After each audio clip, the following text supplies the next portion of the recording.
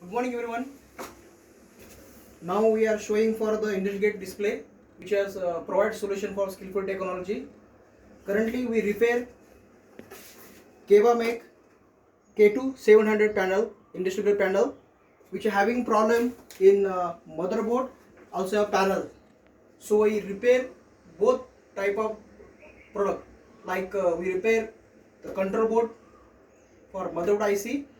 Also we are modified touch screen and control board. So now this unit has a 100% repair properly and properly working. We'll show the demonstration right now. So it's currently require 24 volt DC for input power. So we connect here,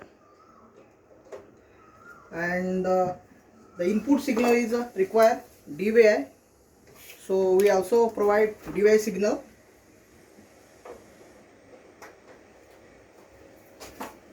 So the unit is repaired properly. So Skillful Technology provide KEBA make always all type of HMI panel, touchscreen and industrial computer also. We provide all type industrial goods and electronics product. Thank you very much.